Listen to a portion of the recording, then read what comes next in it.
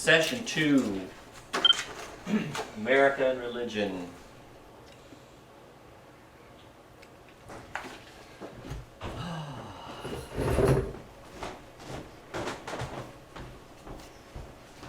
I'm going to wait a minute and see if Susan wants to.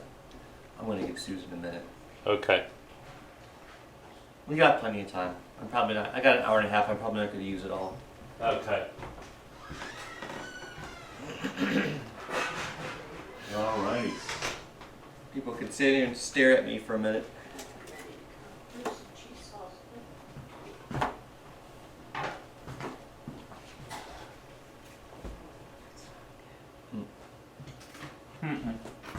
It isn't.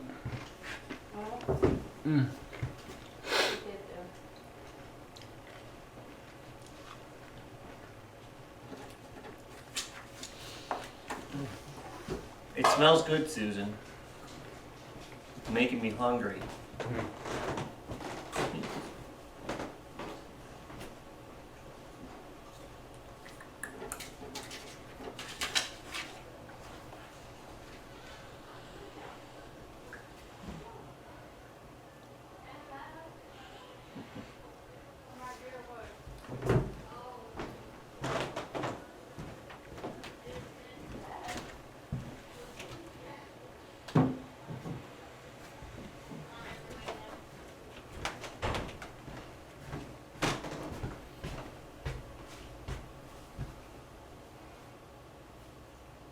Is this a different recorder than what you... That's a different one from the one you had before, isn't it? This little digital recorder. The other one got Did it die? got lost. Oh.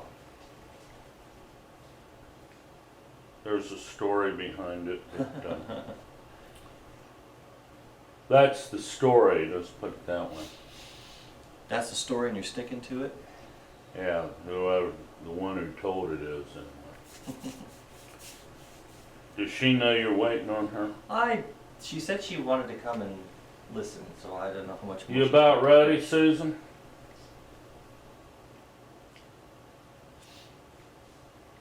I was going to give her a minute to finish up what she was doing.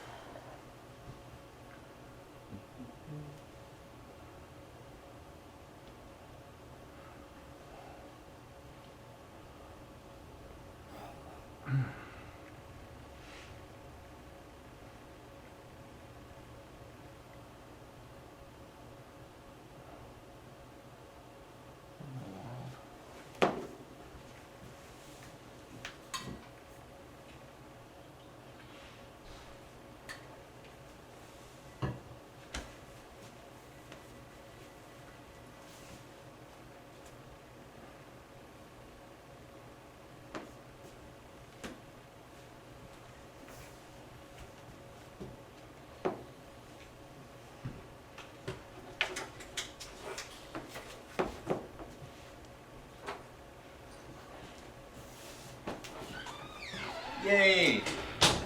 The gang's all here. I'm gonna get me a water and be right there. Okay.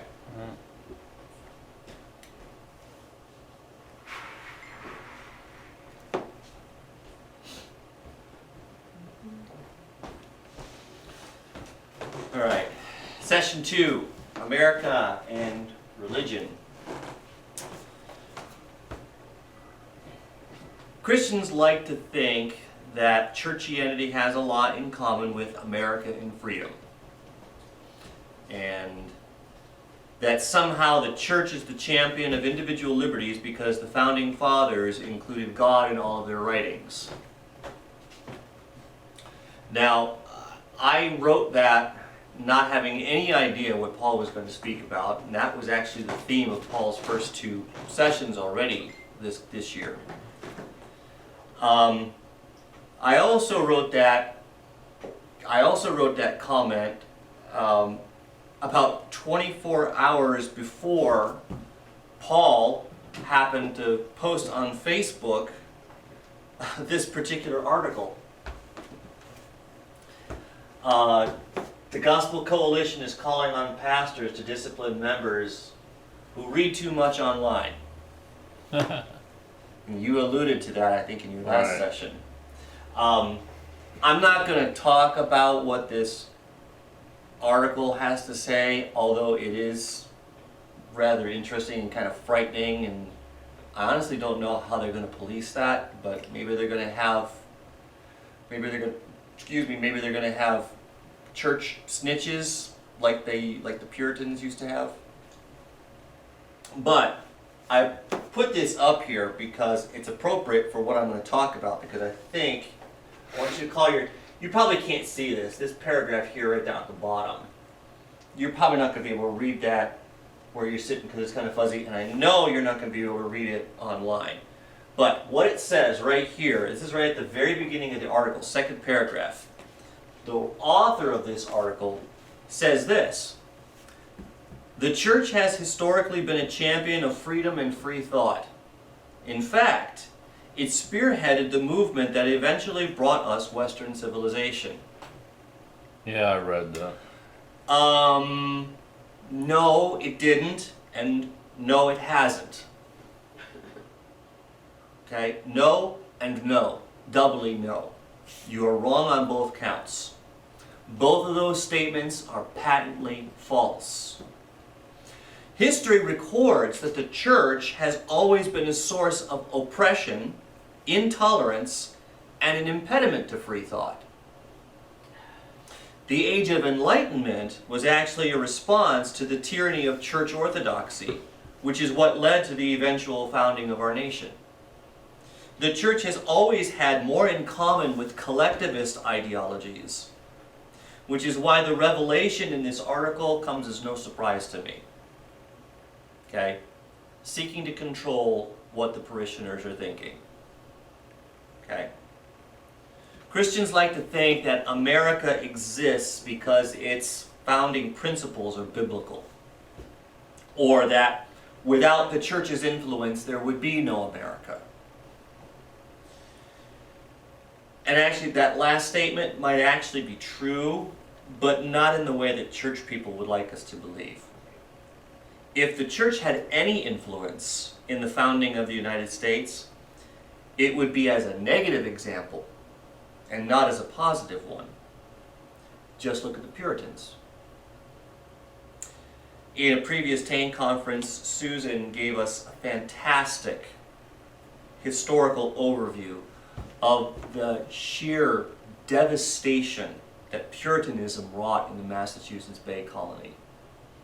And if any of you have not taken the time to view that series, I strongly urge you to go search through the Tank archives, go to the Paul's Passing Thoughts website, and do a search on Susan Dosey and the Puritans, and go ahead and review those lessons that she gave. It is certainly an educational experience. The Founding Fathers wanted nothing to do with that. They wanted no marriage of faith and force in their new republic because they knew that it could only lead to tyranny. But the question is, were America's founding principles biblical? I'm not suggesting were they based in the Bible. This ties in very closely to what Paul has been speaking about. Did the Founding Fathers actually go through Scripture and take notes from the Bible and said, yep, this is how we're going to found our country? Okay? I'm not saying that, but what I'm saying is, is there an agreement between the principles on which our nation was founded and things that we find in the Bible? That doesn't necessarily mean that the Bible was the source of it. Okay? You might often hear people use the term Judeo-Christian principles. Our country was founded on Judeo-Christian principles. And they will often cite this as their basis for morality. That somehow because our principles are biblical, that makes our country moral. We have a moral authority, as it were. But here again, this is nothing more than an appeal to some authority. Okay, something is moral because someone or something has power. And that power can be used to enforce or coerce a desired behavior. Again, let's go back to the Puritans. Let me put it this way. I submit that America is not moral because it is biblical. The ideas of liberty and Americanism are not moral because they are biblical. I submit they are biblical because they are moral. And that is an important distinction. That means that the Bible is not the arbiter of morality. The Bible does not define morality. The Bible informs us of morality, but something is not moral simply because the Bible says so. If that were the case, you could easily pick any source for your morality. You end up with subjectivism. Why is the Bible moral and not the Quran? What's wrong with Islam? Why can't we have a country founded on Islamic principles? Oh, wait, we do, actually. We do. We have countries all around the world based on Sharia law. And what are the consequences in those places? So morality has to be something outside of a book or a set of laws. Laws do not make something moral. In fact, there are many laws made by man that are immoral. So how then do we decide what is moral and what is not? What laws are moral and what laws are not moral? What is the standard? Now, I know I just got done saying that the Bible does not define morality, and let me be clear when I say this. Something is not moral because it's in the Bible. Okay, so now let's look at a Bible verse, okay? Exodus 3:14. And God said to Moses, I am that I am. And he said, Thus shalt thou say unto the children of Israel, I am hath sent me unto you. Of course, we're familiar with this passage. Moses goes to the burning bush and he meets God he meets God there, and God has instructed him to go to speak to Pharaoh to get him to free the children of Israel. And Moses is this nobody. They don't know who Moses. In fact, Moses kind of ran away. Remember, Moses ran away, and he's been gone for 40 years because, he killed an Egyptian. Because he was mad at how the Egyptians were treating the Israelites. And now, after 40 years, Moses comes back, and all of a sudden he's supposed to have this mandate from God. Well, how am I supposed? Who am I supposed to say sent me? Okay. He wanted to be able to tell them who it was, and what did God say? He quite simply said, I am the one who is. Quite simply, I exist. Therefore I am. I exist. I am the one who is. That's who sent you. The one who is. Now God was not being coy with Moses here. All right? God knew exactly what he was saying. when he told Moses his name. When Jehovah, okay, that's our transliteration of Yahuwah or Yahuwah. I'm not Hebrew, so I don't speak Hebrew, so I'm probably not pronouncing it. We've probably heard it pronounced Yahweh, okay? But Jehovah is our English transliteration of that. His name literally means I am, the one who is, okay? When Jehovah identified himself to Moses in this way, he did more than just tell Moses his name. God made a philosophical statement about reality. What did he do? He acknowledged his own existence. He acknowledged his own existence. God recognized he exists. Okay? God's very name acknowledges his existence. And so in doing this, he declares his intrinsic rights because of that existence. Furthermore, by acknowledging his existence, God also recognizes man's existence. I believe that this is the heart of what the Bible means when it says that man was made in the image of God. We have a right to self because God has a right to self. And for us to acknowledge our own right to self demands that by extension we must also acknowledge everyone else's right to self. God acknowledges his own. Because he recognizes his own, he recognizes man's, and then he in turn expects man to recognize everyone else's right to existence. Do not misunderstand me when I say right to self. I do not mean selfishness, okay? Which the Bible clearly decries that, okay? Okay? The Bible does make a distinction between selfishness, okay, and recognizing your right to self as an individual. Selfishness means to love oneself more than someone else. Or on the other hand, the Bible never teaches us to love others more than ourselves. Okay. Said another way, the Bible does not teach that we should love ourselves less than others either. Okay? It says we are to love others as much as we love ourselves. Okay? No one hates himself. At least no healthy-minded individual hates himself. Okay?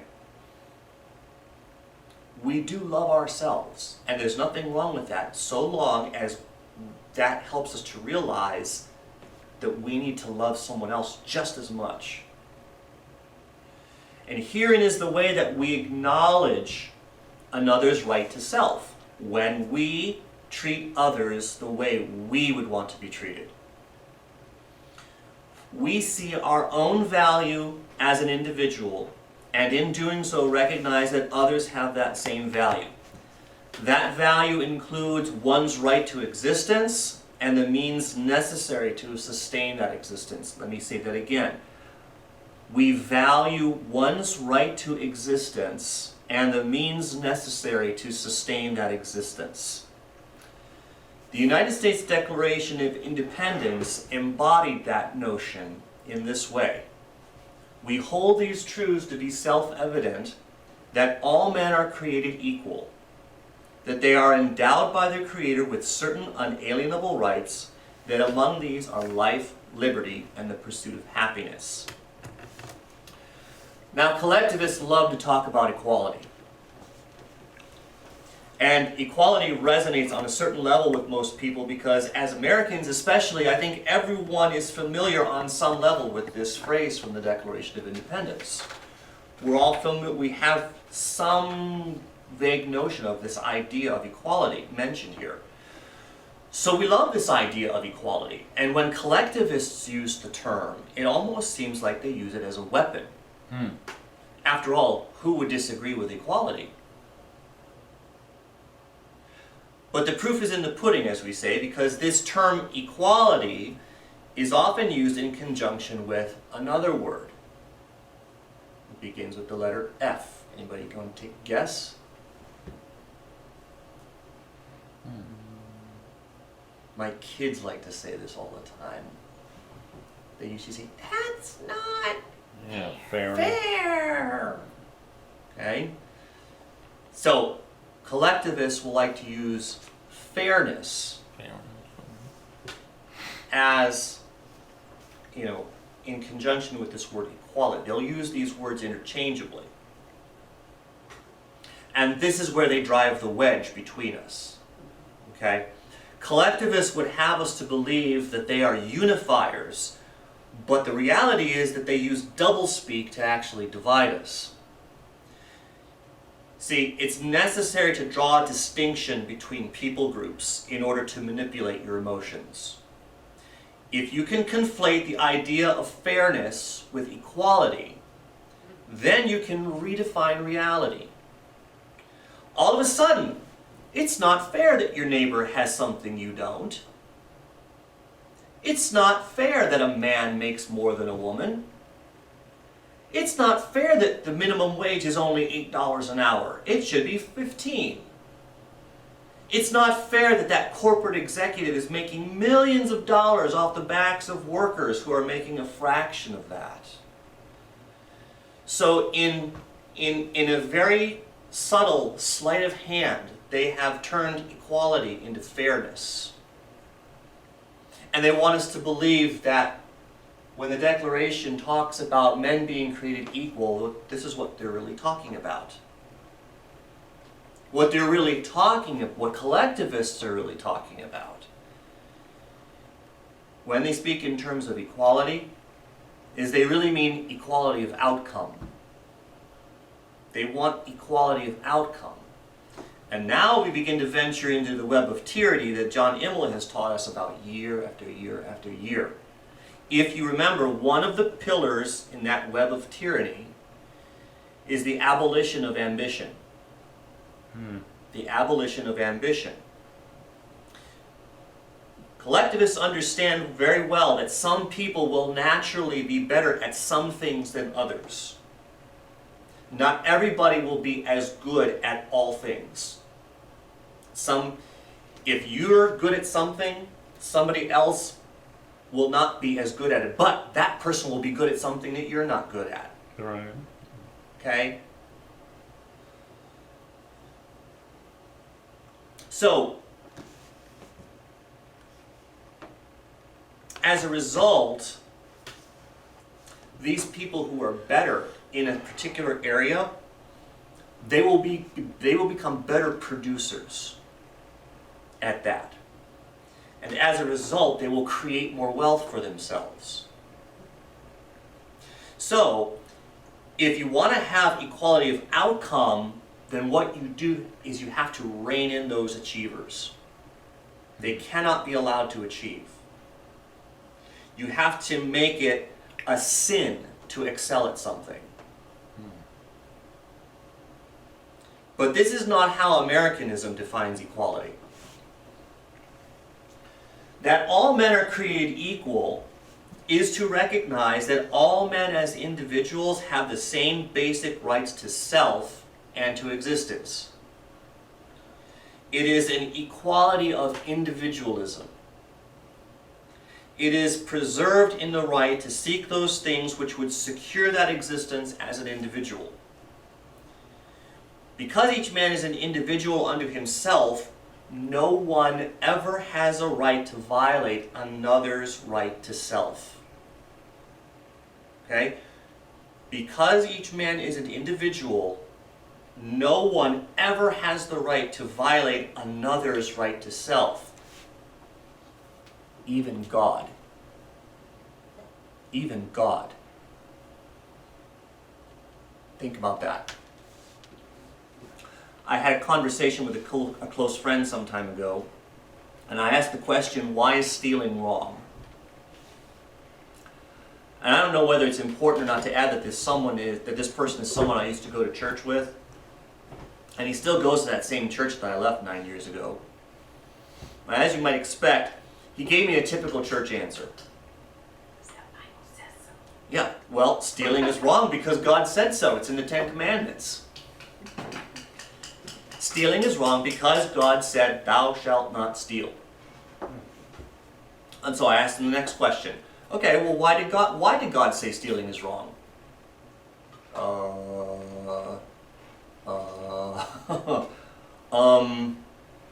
don't know. I never thought about it before. Have you ever thought about it? What is it about stealing that makes it wrong? And why would God even care if I take someone else's stuff? Doesn't it? What does it matter to God? Well, it violates the other person's right to ownership Yeah. of that item. Yep. Right. Yep. Thanks. Okay, Susan. All right, I'm done. I don't need to say any more. Susan said it all. But you're right. You're a good teacher. Yes. Over the years. But really, why would God even care if I took someone else's stuff? Did you ever think about that? What does it matter to God that He would have to say this? You see, so with my friend, as it is for most people, and especially Christians, that God said it was enough for him. Yeah. Okay, it was nothing more than an appeal to authority. Right. An authority says this or that, so we must do it or not do it. And this is the same reasoning that led to the slaughter of 6 million Jews, while millions of others gave their tacit approval. People's behaviors are the product of their assumptions. No matter how irrational the behavior may seem, if you find the assumption, you will find the reason for the behavior. Gospel according to John Immel. Okay, chapter 3, verse 3. There's 2 more verses, and I'm sure when John comes up next session, you'll get the whole deal, so that you'll have already seen part of this. Okay? No matter how irrational the behavior may seem, if you find the assumption behind the behavior, you'll find the reason for it. Okay? Now, anyone who has been following us here at Tank, we all understand the metaphysical premise behind these actions. Okay? I spoke about this in session 1. Whether it is faithfulness to church orthodoxy or the scheme of a collectivist espousing critical theory, the assumption is human depravity. Man is flawed and unable to know truth. So an authority must dictate truth to man. Stealing is wrong, therefore, because an authority said so. Period. You are racist because you are white because we said so. Period. Don't try to reason with us. That just proves your depravity.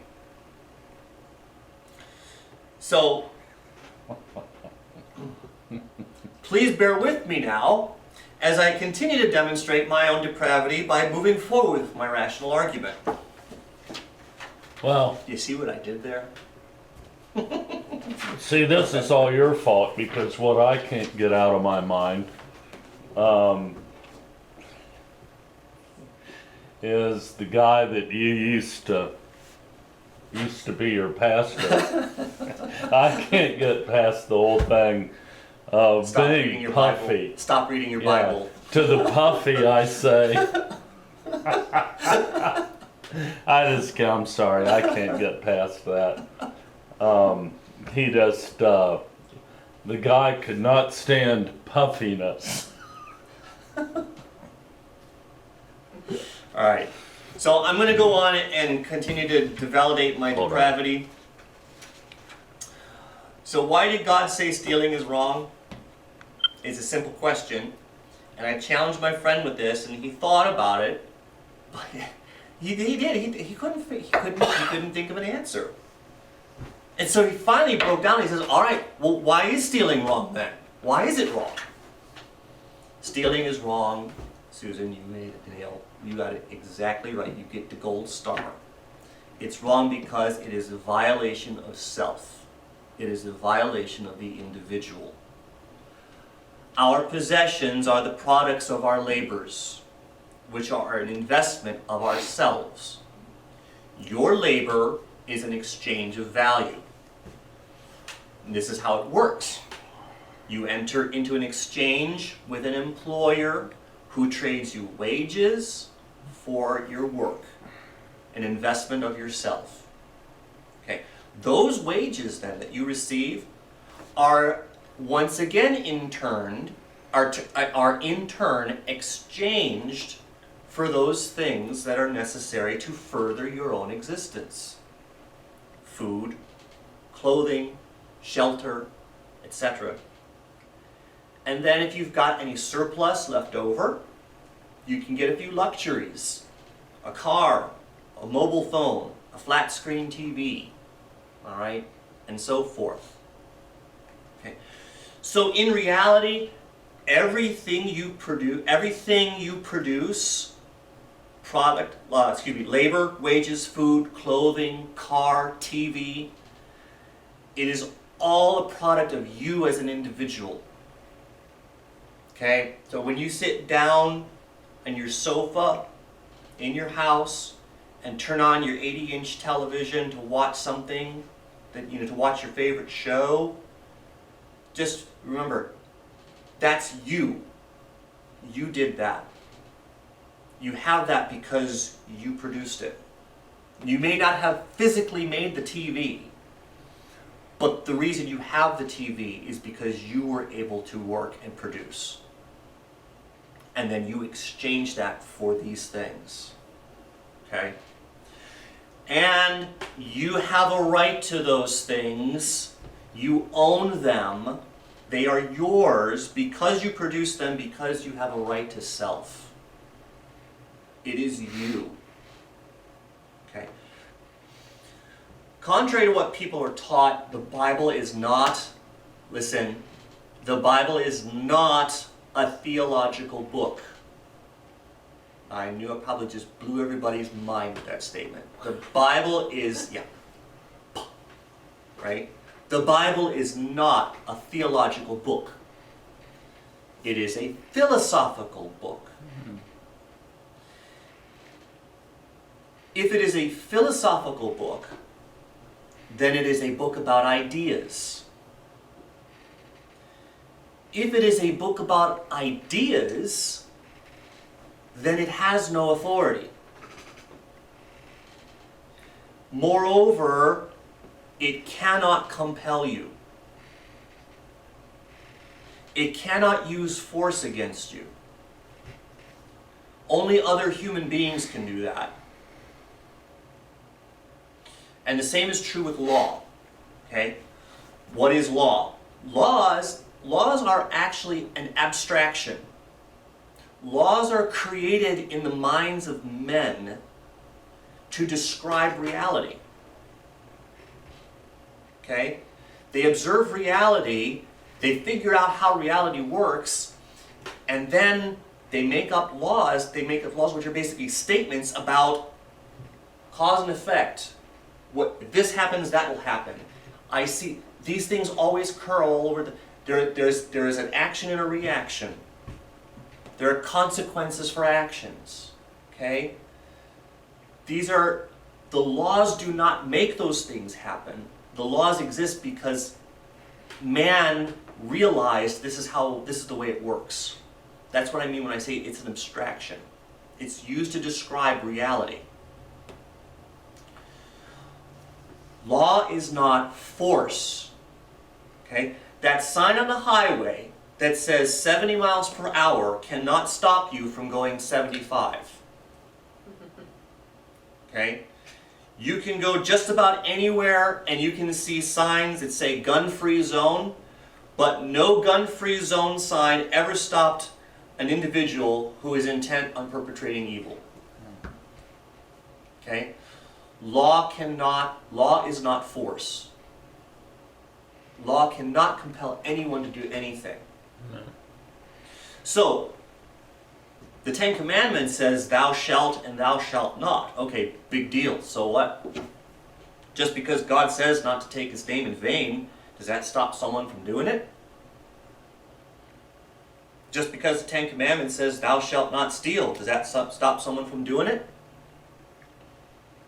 Let me ask the question another way. If there was no law that said thou shalt not steal, would stealing still be wrong?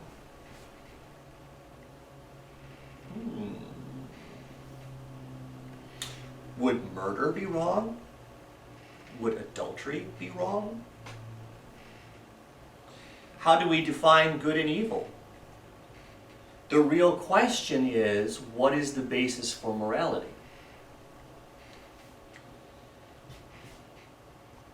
I said that the Bible is a book of philosophy, which means it is a book of ideas.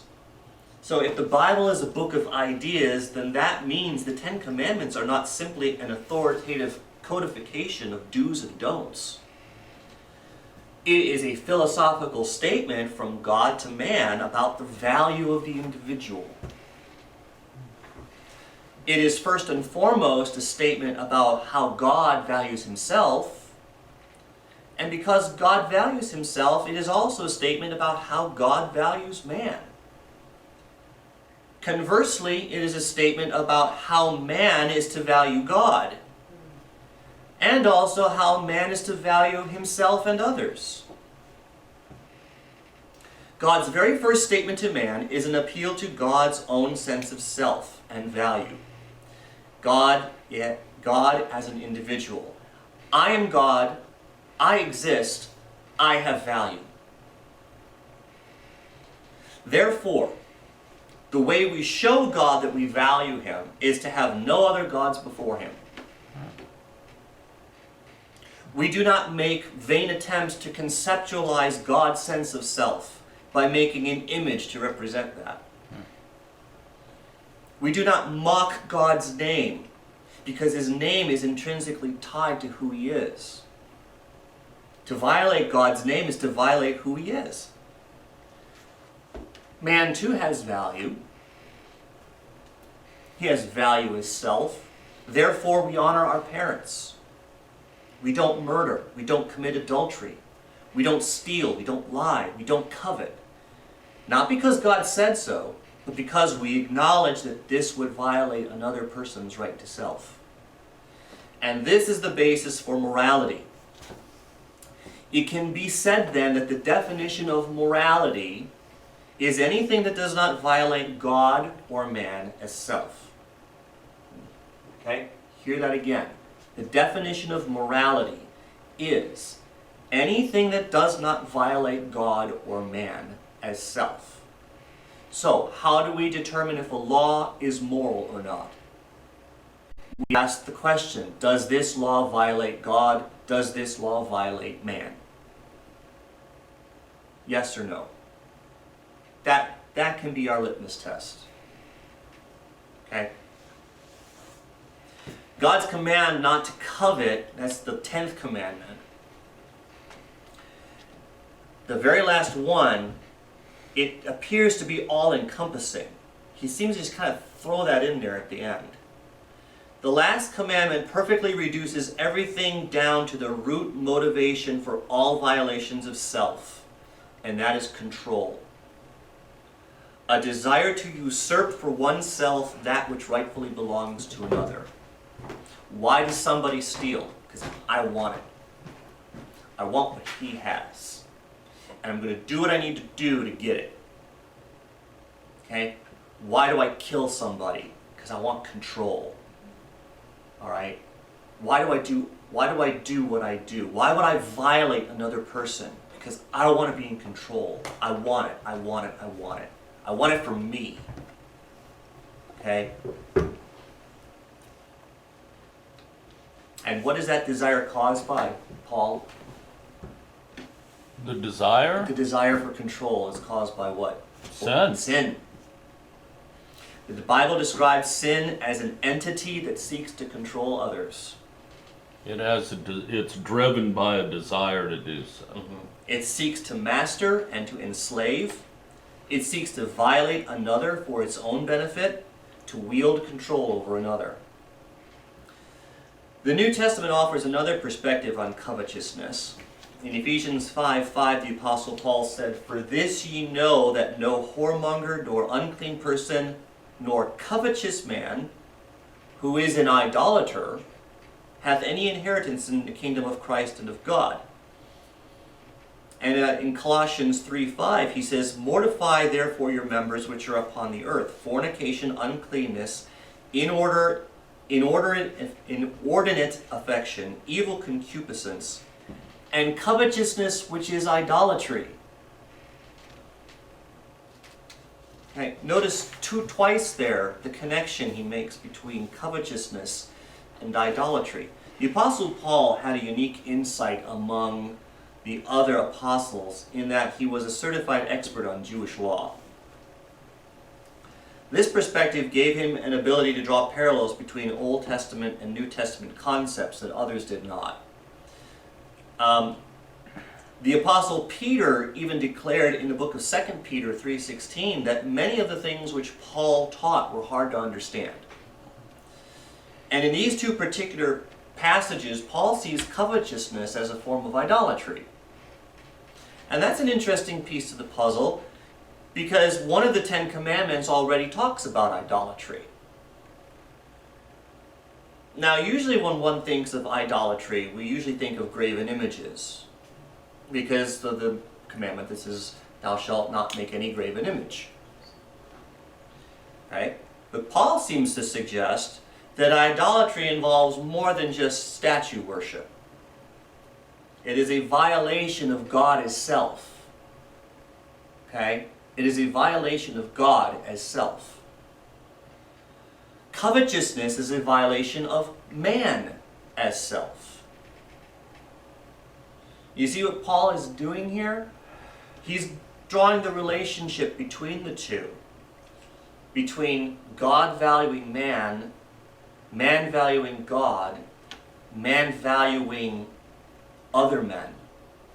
And they're all tied together in this relationship between covetousness and idolatry. If you violate man, you're violating God. And to violate God is to violate man. You remember the idea that man is made in the image of God? God values himself as an individual, and so he made man to be an individual with the same right to existence as God. God values himself as an individual. He made man to be an individual with the same right to existence. Now, do not misunderstand here. I am not suggesting that man is God. But I do want to point out that there is this mutual recognition between God and man with respect to existence. Okay? So, to violate the 10th commandment is to violate the first commandment. And we've come full circle. Okay? The 10 commandments are not statues in and of themselves. They are a full-orbed treatise on morality and existence. It is not law for authority's sake. It is God instructing us on reality. What we see in the Bible is that love is the motivating factor in all of this. To love someone is to ascribe value to them. And perhaps this is really the relationship between idolatry and covetousness. Because to idolize something is to objectify it.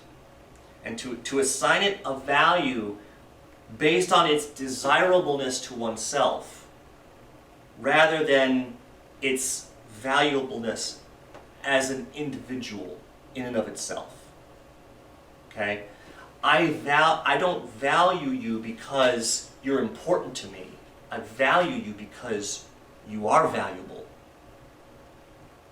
Do you see that there? We don't. We need to make sure we think in those terms. When we say "I love you" to somebody, why do we say that? I love you because without you my life would be meaningless. No, I love you because you are valuable. Okay? Whatever the case may be, when we show love to God and others, we have thus fulfilled the whole law. Because it is in this way that we demonstrate a like view of both man and God, and we see reality the way God sees it.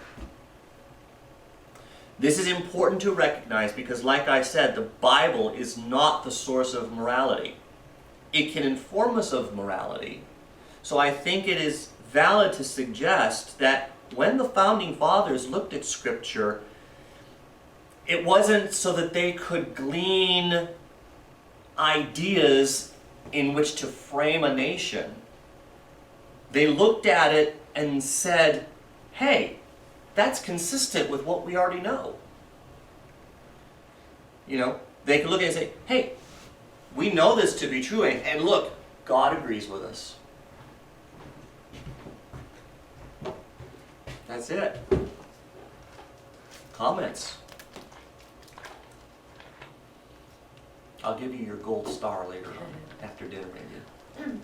Well, this was kind of what I was trying to say in my first talk about what defines you as a person.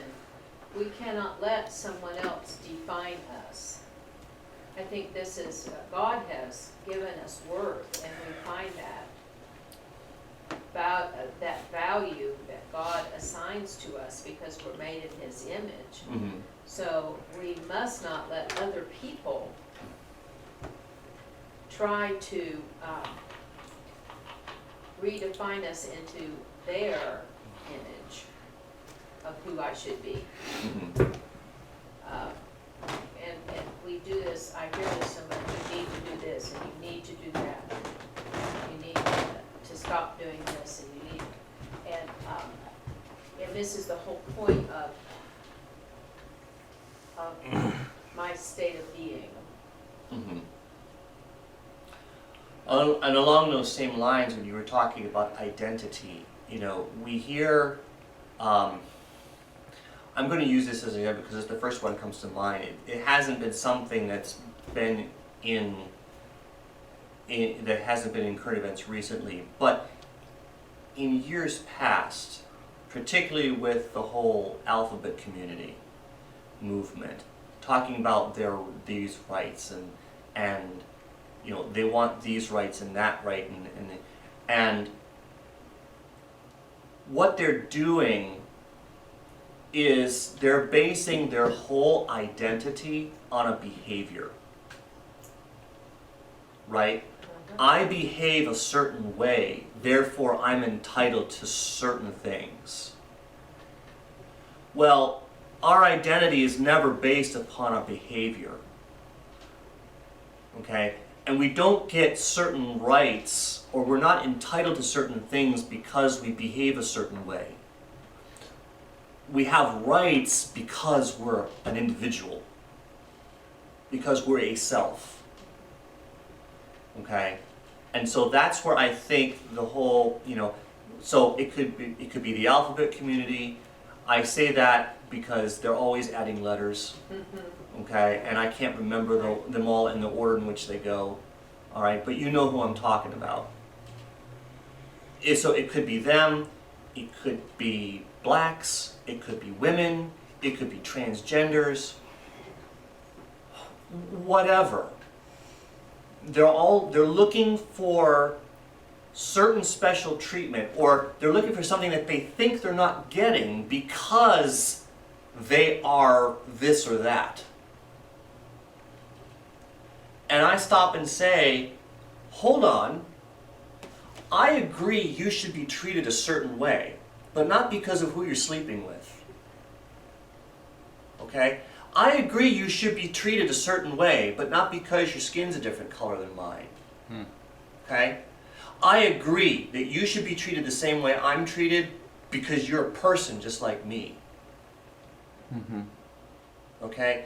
That's where our identity needs to be as an individual human being, and the rights that come with that as means of existence. This is metaphysics. Okay? So on that metaphysical level, that's where we determine our rights. Not because of a behavior. So I just throw that in there. Yeah, you know, the big key to this is the whole issue of authority, which is to great degree a complete fallacy. You know, where there's authority, leadership and truth, as I've said before, where there's authority, leadership and truth is completely unnecessary. Why do you need it? Mhm. It's truth because the authority says it's truth. Mhm. And if you look back through history, you know, most things that went wrong was because people followed an authority as truth. Mhm. Okay?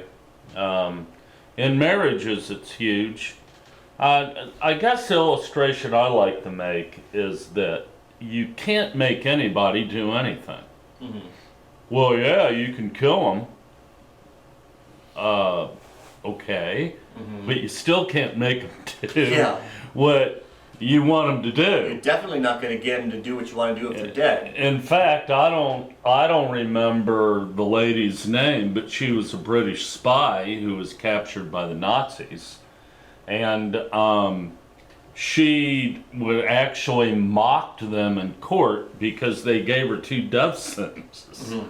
Okay, so she's like mocking them. You know, you can't kill me twice. You know, pick one, kill me for that. And it, you know, it had a lot to do with her refusing to give up information on other spies. She ended up, I forget her name, she ended up living through all that somehow and living to be almost 100 years old. Okay, in fact, I think she did make it to 100. I forget her name, it escapes me.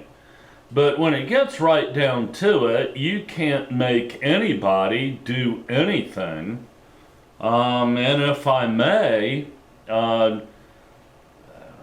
guess God could make people do what he wants them to do, he just doesn't want to.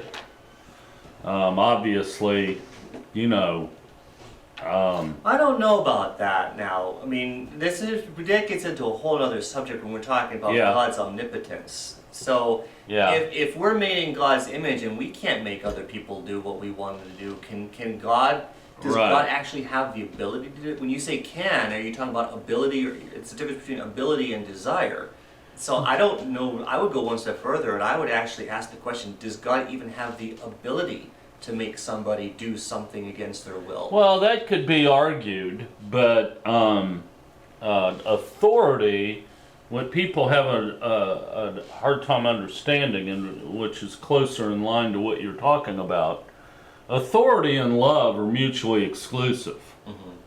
By definition, people don't do things for you. They don't do things for you out of love if they have to do it. Mhm. It's pretty basic. Okay? I'm adverse to people helping me that really don't want to help me. They feel obligated. Mhm. Okay? And in the line of work I'm in, with caregiving in facilities, any resident will probably tell you there's nothing worse than receiving care from an aide that you know doesn't want to be there. Mhm. Okay? Can you imagine what that's Yeah. like? Yeah. Okay? So that's what we're talking about here. The aides in that room delivering care, because they're compelled to. They need the money, whatever. Mhm. You know, the charge nurse says they have to do it. So, you know, the law and authority is mutually exclusive from love to begin with. Okay? So, that's why love, in essence, fulfills the whole law. Mhm. Okay? So, anyway. Okay.